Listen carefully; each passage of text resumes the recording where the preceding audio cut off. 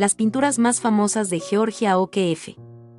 En este video veremos las obras más famosas de O'Keeffe, la artista estadounidense del movimiento del precisionismo más famosa de toda la historia del arte.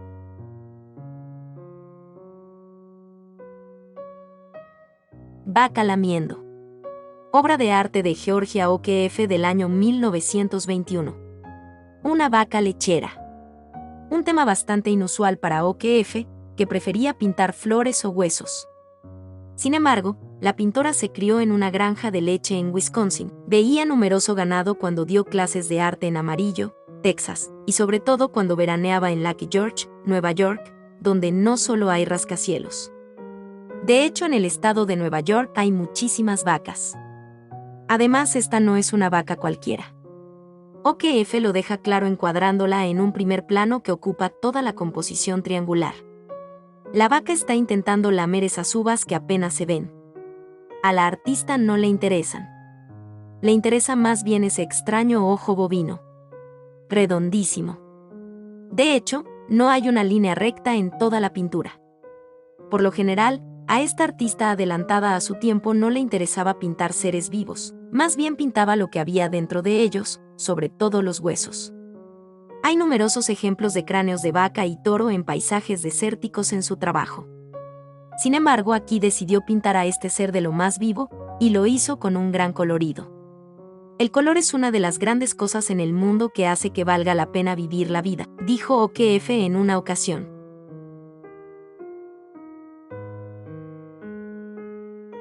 Línea gris con negro, azul y amarillo. Obra de arte de Georgia O'Keeffe del año 1923. Erótico, ¿verdad? Es la típica flor en primerísimo plano de la O'Keeffe que inevitablemente nos recuerda a un aparato reproductor femenino. Después de todo, las flores son órganos sexuales. Pétalos monumentales, pliegues orgánicos y color trabajan juntos para crear una imagen de potente ambigüedad que roza la abstracción. La O'Keeffe conoció estas tendencias en el arte moderno europeo a través de su contacto con los círculos de vanguardia en Nueva York.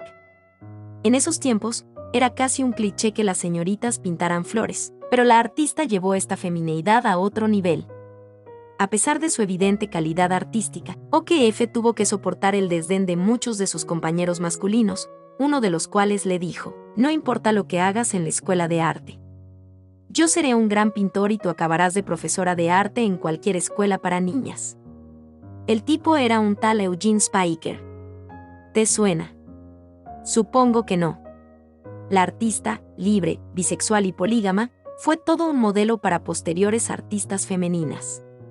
Su erotismo sugerente viene dado quizás por el hecho de que pintaba siempre desvestida. Una vez sorprendió a sus sobrinos espiándola mientras pintaba sus flores y sin más ni más les arreó un fuerte bofetón a cada uno. Si algo odiaba la artista era a los niños entrometidos. Todo un carácter, que evidentemente influyó notablemente en el feminismo posterior.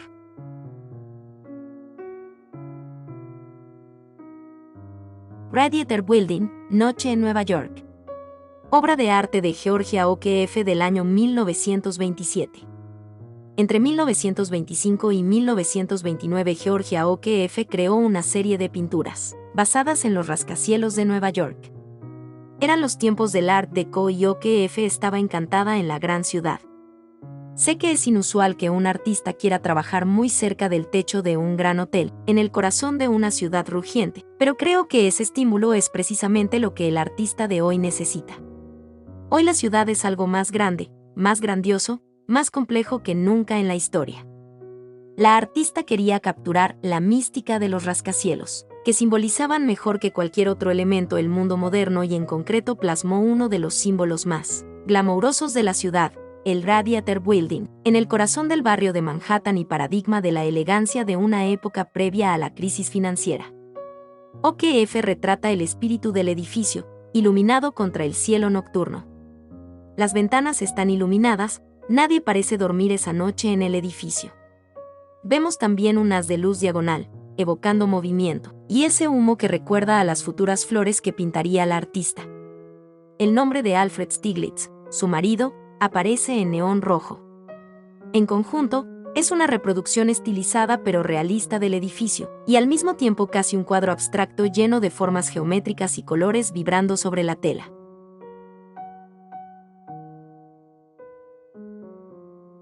Pelvis con distancia. Obra de arte de Georgia O.K.F. del año 1943. Además de sus sugerentes flores, Georgia O.K.F. pintaba también unos no menos sugerentes huesos.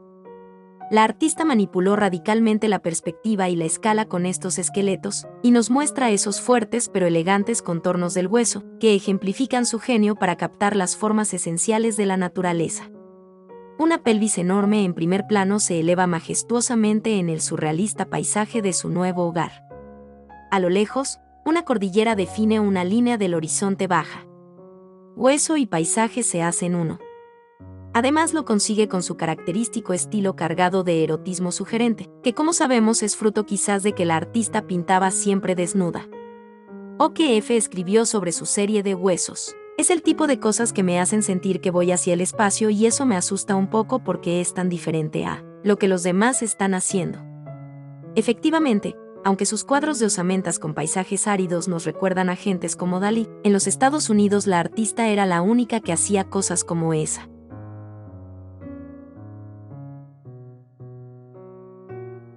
Espero que te haya gustado el video. Si es así, por favor regálanos un like y tu suscripción para que así el mundo del arte en YouTube siga creciendo. Te deseamos un excelente día, hasta el próximo video.